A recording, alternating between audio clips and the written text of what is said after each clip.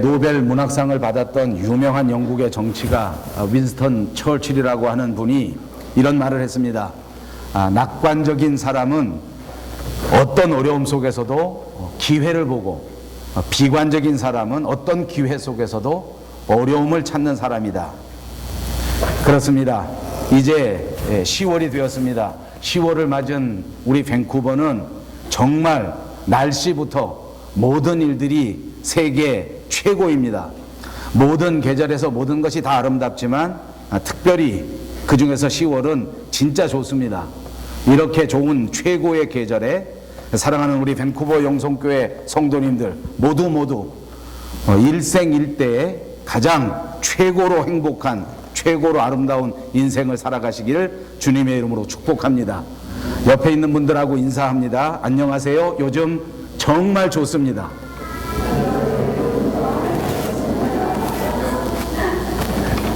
진짜 좋아요. 한 번 더 해볼까요? 다시 한번 인사합니다. 안녕하세요. 요즘 정말 좋습니다. 네, 물론 어떤 사람은 이제 밴쿠버에 드디어 지긋지긋한 밴쿠버의 겨울이 시작됐다, 이렇게 말하는 사람들도 있고, 그래서 이제 점점 삶에서 움츠리기 시작하는 사람들도 우리 주변에 참 많이 있습니다. 우리가 인생을 살아가면서 많은 영역에서 이처럼 우리가 가진 마음의 태도는 정말 중요합니다. 우리의 마음의 태도를 바꾸고 삶의 태도를 바꿀 수 있다면 우리는 얼마든지 우리의 인생을 바꿀 수 있는 줄로 믿습니다. 이제 이 10월에 우리의 모두의 마음을 바꾸고 우리의 삶의 태도를 바꾸며 우리의 마음 안에 그리스도 예수의 마음을 품고 살아갈 수 있는 여러분 모두가 되시기를 다시 한번 주님의 이름으로 축복합니다. 10월은 우리에게 추수감사절이 있는 절기입니다. 그리고 이제 10월 마지막 주일은 우리가 잘 아는 종교개혁 기념주일도 있는 날입니다. 그래서 이제 2015년은 딱 2달만 남겨놓고 있습니다. 이제 더더욱 우리가 신앙적으로 영적으로 깨어나서 2달 남은 이 한 해를 마지막으로 잘 감당하고 잘 마무리해야 될 때라는 말입니다. 이제 이 2달 동안 더더욱 진정한 감사, 그리고 하나님의 말씀으로 무장한 오직 성경, 오직 은혜, 오직 믿음으로 살아갈 수 있는 삶의 실천이 우리 모두에게, 그리고 우리 교회에게 꼭 있어야 하겠습니다. 오늘 사도 요한은 성경 본문에서 성숙한 신앙인들은 어떻게 하나님과 교제를 이루고 또 그 성숙한 신앙인들은 어떻게 하나님과 참된 관계를 가지고 살아갈 수 있는가 하는 것을 우리에게 말씀해 주고 있습니다. 특별히 12절에서 14절 말씀해 보면 하나님과 참된 교제를 나누는 3가지 관계의 유형도 우리에게 가르쳐 주었습니다. 첫째는 우리가 하나님과 관계를 나눌 때에 하나님의 자녀의 관계가 있다고 하는 것입니다. 그래서 하나님의 자녀가 되어 전적으로 부모가 되시는 하나님을 의지하고 그분을 따라가는 그런 교제가 우리 성도에게 있어야 하는 가장 귀한 모습이다 하는 것을 말씀해 주는 것입니다.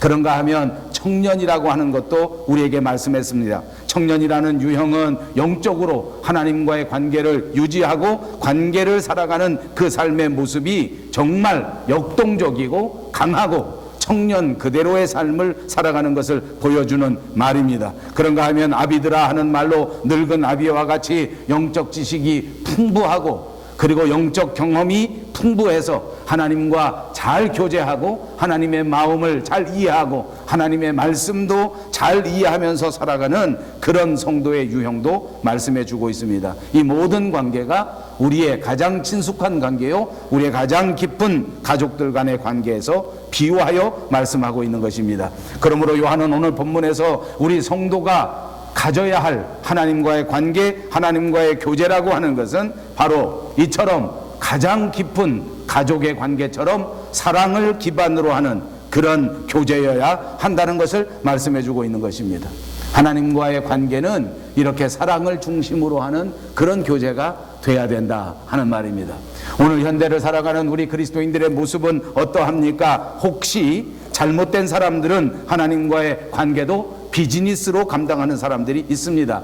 이해관계를 가지고 하나님께서 우리에게 이만큼 해주시면 나도 하나님 앞에 이만큼 보답한다. 내가 하나님 앞에 이만큼 정성을 쏟았으므로 하나님께서도 당연히 내게 이만큼 해주셔야 한다 하고 말하는 사람들을 말하는 것입니다. 이것은 하나님과의 진정한 관계가 아니라 오히려 비즈니스와 같은 조금 잘못된 이해관계라고 지적해 드리는 것입니다. 하나님과의 관계는 그런 관계가 아닙니다. 다시 말하면 하나님과의 관계는 순수한 가족의 관계요, 순수한 사랑의 관계가 되어야 한다는 것입니다. 그래서 오늘 요한은 본문에서 하나님을 따를 때에 하나님의 아름다운 자녀와 같이, 그리고 영적으로 건강하고 강건한 청년과 같이, 그리고 성숙한 늙은 아비와 같은 경험을 가지고 하나님과 깊은 관계를 갖고 사랑의 교제를 이루어야 한다고 말씀하고 있는 것입니다. 물론 우리 카나다에서는 이런 일들이 생겨지지 않을 것이라고 생각합니다만, 저기 미국의 이민자들에게는 이런 일들이 종종 있다고 하는데, 요즘 우리 한국의 2세들, 다시 말하면 미국이나 캐나다에 이민 온 2세들, 1.5세들이 너무 사는 게 어려우니까 그 잘못하는 일들이 하나 있다고 하는데, 제가 신문 보도를 보고 얼마나 깜짝 놀랐는지 모릅니다. 왜냐하면 여기 우리가 살아보니까 젊은 청년들이 공부하는 동안에 등록금이 비싸고, 그리고 부모가 도와주지 않는 문화 속에 살다 보니까 전부 대학교 가면서부터 론을 얻어서 그 스튜던 론을 가지고 공부를 하는데, 또 요즘 취업이 어려우니까 이 사람들이 대학만 졸업하고 그만두는 것이 아니라 또 다른 공부를 하고 대학원에 가기도 하고 또 대학을 2번씩 3번씩 다니다 보니까 대학교 졸업장을 받고 취업의 문에 들어서는 그 순간부터 빚쟁이가 돼서 그 스튜던트 론에 눌려서 그 이자 갚느라고 정신을 못 차린다고 합니다. 저도 여기서 살아보니까 제 아이들도 그런 일들이 있는 것 같습니다. 다달이 얼마씩 떼어서 갚아야 하는데 그게 결코 적은 부담은 아닙니다. 아마 미국에도 이런 우리 2세들이 많고 우리 캐나다에도 이런 1.5세들이 굉장히 많다, 이렇게 말합니다. 그런데 이 이민 2세들이 이렇게 어려움을 건강하게 잘 이것을 극복해 나가는 것이 아니라 이것을 조금 편법으로 이것을 해결하기 위해서 부모 몰래 공공연히라는 그런 비윤리적인 불법 행위가 있다고 하는데, 그게 뭔지 여러분 혹시 들어보셨습니까? 스튜던 론을 비롯한 여러 가지 빚을 갚기 위해서 궁여지책으로 우리의 젊은 청년 2세들이 돈을 받고 계약 결혼을 한답니다. 특별히 중국 사람을 상대로 한 2만 불도 받고 3만 불도 받고, 많이 받는 사람은 5만 불을 받는답니다. 어떤 사람은 많이 받고 어떤 사람은 적게 받는가 했더니 생긴 대로 잘생기면 5만 불을 받고 못생기면 2만 불을 받고, 그렇게 해서 돈을 챙겨서 그걸 가지고 그 빚을 갚는다 하는 충격적인 보도를 보았습니다. 사실이 아니기를 바랍니다. 여러분, 계약 결혼이라고 하는 말 자체가 우리에게 종종 들려옵니다. 이 결혼이라고 하는 것은 계약으로 하는 것이 아니라는 것을 말씀드리려고 하는 것입니다. 우리의 사랑의 관계, 우리의 가족의 관계는 결단코 비즈니스가 개입하면 되는 일이 아닙니다. 계약이 개입되면 되는 일이 아닙니다. 결혼, 그리고 우리의 가족 관계, 우리의 사랑, 이것은 그야말로 순수 그 자체여야 합니다. 그러므로 사랑에는 조건이 결단코 없어야 될 줄로 믿습니다. 신약 성경 고린도전서 13장 5절에 보니까 사랑은 자기의 유익을 구하지 않는 것이라고 말씀해 주셨습니다. 사랑이 무엇입니까? 자기의 유익을 구하지 아니하는 것이라는 말입니다. 잘못된 사랑은 바로 이 말씀에서 찾아볼 수 있습니다. 자기의 유익을 구하는 것입니다. 자기의 이익을 따라서 얼마든지 변질될 수 있는 사랑, 그것은 잘못된 사랑입니다. 사랑이라고 하는 것이 인격을 받아들이고 그 인격을 존중하고 그 인격 안에서 서로 교류하는 것, 그것이 진정한 사랑인데, 잘못된 사랑이라고 하는 것은 인격은 관심이 없고 그 상대방이 가지고 있는 조건, 그 상대방이 가지고 있는 재산, 그 상대방에게 있는 그 배경을 좋아하고 그것을 전제 조건으로 사랑하는 사랑, 그것이 잘못된 사랑입니다. 여러분, 우리가 살아봅니다. 우리가 살아가는 삶의 현장 속에서 우리 친구들 가운데 또 우리 이웃들 가운데 이런 것들을 볼 수 있습니다. 그 사람이 다니는 삶의 현장이 정말 자주 바뀝니다. 어떤 사람은 직장도 자주 바꿉니다. 어떤 사람은 친구도 자꾸 바꿉니다. 어떤 사람은 안타깝지만 교회도 자꾸 바꿉니다. 6개월만 지나면 직장이 바뀝니다. 1년만 지나면 직장이 바뀌어버립니다. 6개월만 지나면 친구들이 바뀝니다. 1년만 지나면 교회도 바뀝니다. 여러분, 오해 없이 들으시기 바랍니다. 때로는 직장을 바꿔야 할 분명한 이유가 있을 때도 있습니다. 때로는 교회를 옮겨야 할 분명한 이유가 있을 때가 있습니다. 그런 모든 것들을 다 말하는 것은 아닙니다. 그러나 여러분, 다시 한번 생각해 보십시오. 우리의 이익을 따라서 친구를 사귄다면 우리는 할 수 없이 3개월마다 6개월마다 아니 1년마다 우리의 친구를 바꿀 수밖에 없는 것 아닙니까? 우리의 이득을 따라 교회를 선택한다면 우리는 때를 따라 교회를 바꿀 수밖에 없는 것입니다. 단물이 빠져나가게 되면, 우리의 관계 속에서 이득이 없다고 생각되면 그만 모든 것들을 바꾸어 버리는 것을 말하는 것입니다. 이것은 배반입니다. 친구를 사귀다가 자기 이득 때문에 친구를 버린다면 그것이 친구에 대한 배반이 아니냐 말입니다. 사람을 사귀다가 그 단물이 다 빠져나갔다고 생각하고 더 이상 이 사람을 통해서 얻을 수 있는 유익이 없다고 생각해서 그 사람과의 관계를 바꾸어 버린다면 그것이 바로 배반이 아니냐 그 말입니다. 여러분들은 과연 여러분을 구속하신 우리 주 예수 그리스도, 여러분을 창조해 주신 여러분의 하나님을 깊이 사랑하십니까? 그렇다면 다시 한번 점검해 보십시오. 여러분은 과연 왜 하나님을 사랑하고 있는 것입니까?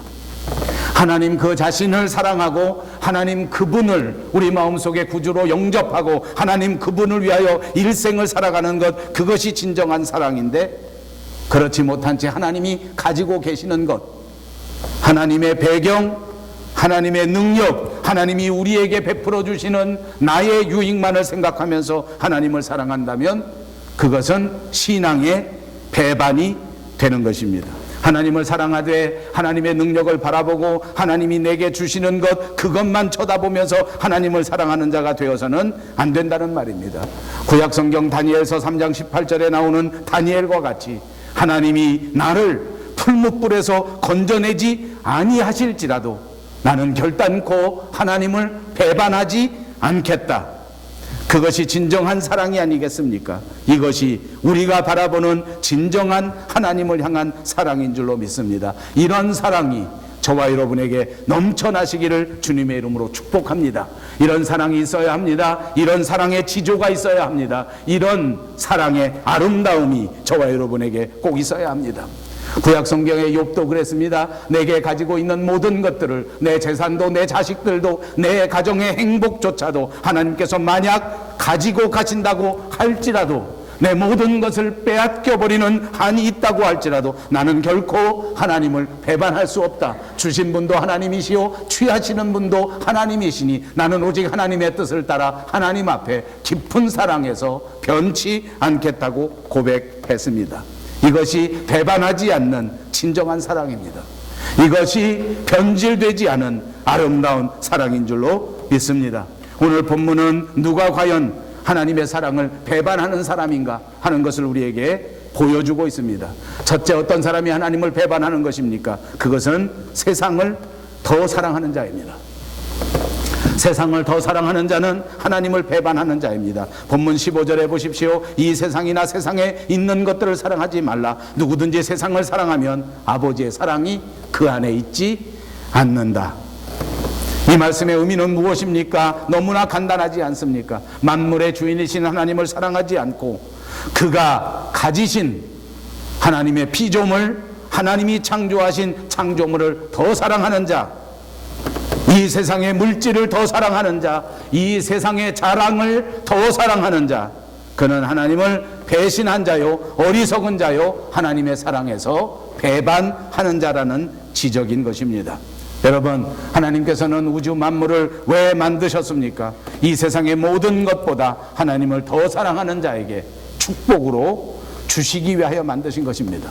하나님이 우주 만물 모든 것들, 이 세상에 있는 아름다운 모든 것들을 하나님을 사랑하는 자에게 주시기 위하여 축복으로 만들어 주셨다는 것입니다.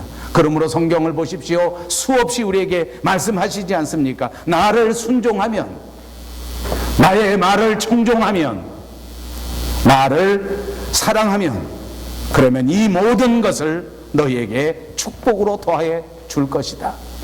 우리가 하나님의 말씀 안에 거하기만 하면, 하나님을 뜨겁게 배반하지 않고 사랑하기만 하면 이 모든 것을 우리에게 넘치도록 베풀어 주실 줄로 믿습니다. 그렇습니다. 그러므로 이 세상은 사랑의 대상이 아닙니다. 이 세상은 사랑의 주체가 아닙니다. 우리가 사랑해야 할 대상, 우리의 사랑의 주체는 바로 우리를 창조해 주신, 이 모든 세상을 창조해 주신 거룩하신 하나님 아버지이신 줄로 믿습니다.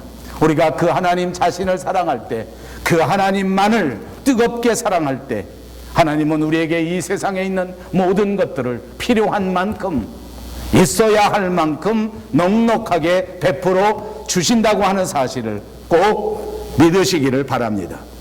사랑하는 여러분, 하나님 앞에 죄 중에 가장 큰 죄가 무엇인지 압니까? 하나님의 사랑을 배반하는 죄입니다. 성경에 보십시오. 이런 죄를 지은 대표적인 사람은 바로 가룟 유다입니다. 가룟 유다, 예수님에게 선택받은 사람입니다. 예수님이 얼마나 사랑하셨으면 이 사람을 불렀겠습니까? 예수님께서 가룟 유다를 얼마나 인정하셨으면 그에게 돈주머니를 다 맡겼겠습니까? 예수님께서 가룟 유다를 얼마나 사랑하셨으면 그를 제자로 삼고 날마다 그를 데리고 다니면서 대화하고 그와 함께 인생을 논의하고 그와 함께 세계 복음화를 위하여 함께 사역하셨겠느냐 말입니다. 너무너무 사랑해서 이렇게 하신 것 아닙니까? 여러분, 오늘 우리 스스로를 생각해 보시기 바랍니다. 하나님께서는 저와 여러분을 사랑하셔서 우리를 불러내 주셨습니다. 마치 가룟 유다에게 하셨던 그것처럼 우리에게 우리의 인생을 맡겨주셨지 않았습니까? 우리에게 정말 아름다운 가족들을 맡겨주시고 오늘 이와 같이 귀한 땅에서 살아갈 수 있도록 이 큰 은혜를 하나님께서 우리에게 맡겨주신 것입니다. 우리의 직업도 하나님이 맡겨주신 것입니다. 우리의 형제도 하나님께서 맡겨주신 것입니다. 우리의 집도 주님이 맡겨주신 것입니다. 우리의 사역도 하나님께서 맡겨주신 것입니다. 많은 일도 많은 돈도 그리고 우리에게 충분한 건강도 하나님께서 맡겨주신 것입니다. 그런데 과연 저와 여러분은 어떻게 사는 것입니까? 우리는 날마다 하나님이 주신 그것만 쳐다보느라고 하나님의 사랑을 배반하고 있지는 않은가? 우리는 하나님을 사랑하는 자가 되어야지 하나님이 만들어 놓으신 하나님의 피조물을 더 사랑하는 자가 되어서는 안 됩니다. 그것은 하나님을 배반하는 것이요, 이것은 하나님의 진노를 쌓는 자요, 스스로 우리의 인생을 실패하게 만드는 자들의 삶의 모습입니다. 신명기 7장 9절에 보니까 그런즉 너는 알라 오직 내 하나님 여호와는 하나님이시요 신실하신 하나님이시라. 그를 사랑하고 그 계명을 지키는 자에게는 천대까지 그 언약을 이행하시리라 말씀해 주셨습니다. 하나님보다 세상을 더 사랑할 때 하나님께서는 우리에게 모욕감을 느끼시고, 하나님보다 세상을 더 사랑하는 우리를 바라보실 때 하나님은 분노를 느끼시고 우리를 축복하시는 축복의 손을 거두어 버리시게 되는 것입니다. 그러므로 오늘 요한은 우리에게 부탁하고 있습니다. 이 본문 말씀에서 간절히 우리를 권면합니다. 하나님의 백성이 된 자들은 세상을 사랑하기보다 하나님을 더 사랑하는 자가 되라. 여러분 모두 하나님을 더 사랑하는 뜨거운 그리스도인들이 되시기를 바랍니다. 두 번째, 하나님을 배반하는 자는 진리를 떠나가는 자입니다. 여러분, 세상을 더 사랑하는 자와 진리를 떠나가는 자의 차이는 무엇입니까? 세상을 더 사랑하는 것은 하나님을 조금 사랑하기는 사랑하는데 세상을 훨씬 더 사랑한다는 말 아니겠습니까? 그러나 진리를 떠나가는 자는 무엇입니까? 하나님을 생각하지도 않습니다. 하나님을 사랑하지도 않습니다. 이제 다른 것에 관심을 가지고 있기 때문에 하나님에게서 완전히 떠나는 자, 말씀에게서 완전히 떠나버리는 자, 진리에게서 완전히 떠나버리는 자를 의미하는 것입니다. 오늘 요한은 본문 19절에서 그들이 우리에게서 나갔으니 우리에게 속하지 아니하였나니 만일 우리에게 속하였다면 우리와 함께 거하였으려니와 그들이 나간 것은 나 우리에게 속하지 아니함을 나타내려 함이니라.